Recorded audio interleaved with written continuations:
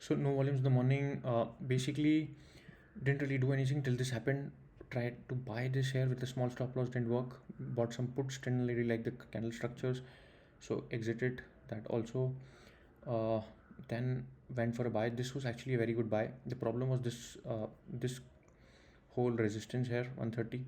So what I was thinking is if this breaks, it can bring a lot more up move. So that was the risk here. Otherwise, this was a good trade, and I was getting okayish green here.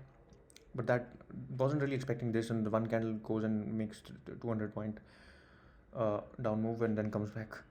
So, and then once this happened, mostly I was expecting this low to break, so I'm carrying a couple of positions. Tricky one to trade today, and because you have monthly expiry, so you never know that when it is not going to do anything. Suddenly, some smart money decides that this is your level. So this is mostly after 2 o'clock. Very less trades before 2, and after 2 o'clock I was trying to get this low break, didn't happen, so I didn't lose too much. This was morning loss call around 12. This was morning put gain. This is where I was making money, which I had to close once that 200 point fall came. And this is my position loss. This is again, I'm carrying this. All of this is mostly that 1.6 position loss. Sensible usually doesn't really calculate your open positions from last closing price. It calculates from your initial price. So for example, yesterday I had made 25k. I am losing 1.6 on that trade, which I'm closing today. So even though this has been from November 1st, I think even before that I had taken this around so 60k was actually profitable here. So all of this, I think this also is, oh yeah, so profitable here again, still showing that loss. So mostly all the big losses are part of that, still that, and here also 1.165, all of this. What was the reason to take this trade? Basically those two events. One was US elections first week of November, and one is Maharashtra elections.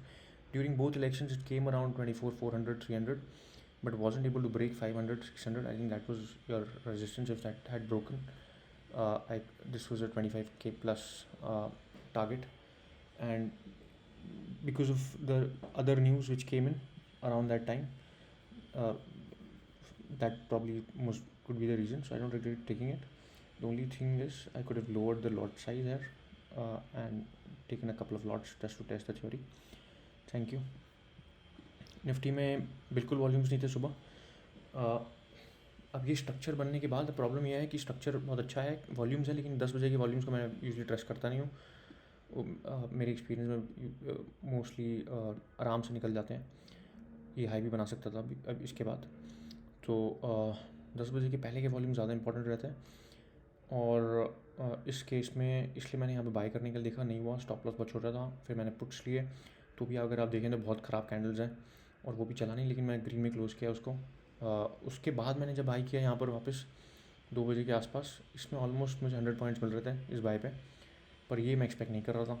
इस candle को almost 200 point का candle है 3 minute पे. तो यहाँ पे किसी का स्टॉप लॉस हिट हुआ है, किसी बड़े प्लेयर का, और फिर वो रिकवर भी हुआ है वहाँ पर. और उसके बाद मैं स्कैल्प कर रहा था मोस्टली ये लो एक देखने के लिए, पर मंथली क्लोजिंग की वजह से वहाँ शायद वो मैनिपुलेशन चला. तो ये अगर आप देखें तो मोस्टली इतना बड़ा जो ऑर्डर बुक है वो स्टार्ट होता है 2 बजे के बाद, उस कैंडल बनने के बाद. अब उसका प्रॉफिट एंड लॉस क्या है? ये है मेरा पोजिशनल लॉस. ये है मैं जो कैरी कर रहा हूँ पुट्स, वो रीटेस्ट करने के लिए आज का लो, देखते हैं होता है कि नहीं. और ये है पुट जो मैंने लिए थे जब ये कॉल हिट हुआ था स्टॉप लॉस. इसमें मैं शायद 50 पॉइंट कुछ बना रहा था, 50-60 पॉइंट, और ये बेसिकली एक 10 पॉइंट के उसमें लॉस में क्लोज किया मैंने.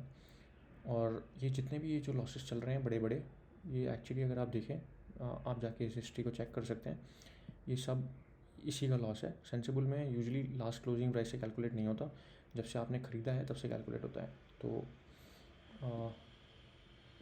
24,600 कॉल 80k, 24,600 कॉल 34k, और अभी थोड़ा और बढ़ा दिखाते हैं 1 लाख 24,600 कॉल, और 1.5 lakhs, तो इसमें लॉस तो है मुझे 30K का, लेकिन 1.5 का नहीं है। और 1.8 lakhs, इसमें भी 20K का लॉस है। इसमें प्रॉफिट भी है अराउंड 15-20K का। तो वो लॉजिक है। अब इसको लिया क्यों था मैंने, 2 इवेंट की वजह से। एक US इलेक्शंस था, उस टाइम पे अगर आप देखें तो 24,300 कुछ आ गया था। अगर 500-600 तोड़ देता, वो रेजिस्टेंस अच्छा खासा वो तोड़ देता और एक क्लोजिंग मिल जाती अच्छी, तो ये 25 के ऊपर था ये। वैसा हुआ नहीं उस टाइम पे। और उसके बाद दूसरा इवेंट था महाराष्ट्र इलेक्शन, वो भी उसका भी आउटकम जो मेरे को चाहिए था वही हुआ, और उस टाइम फटा भी था वो ऑलमोस्ट 1000 पॉइंट्स। और लेकिन फिर वापस अब यहाँ पर कुछ इवेंट चल रहा, न्यूज़ चल रहा है। तो इसमें क्वांटिटी कम कर देनी चाहिए थी मुझे, इतनी बड़ी क्वांटिटी नहीं लेनी चाहिए थी। जैसे मैंने आज पोजीशनल, वैसे ही मेरा गलत होता है मोस्टली, तो जैसे मैंने आज उठाया वैसे ही रखना चाहिए था उसको। Thank you.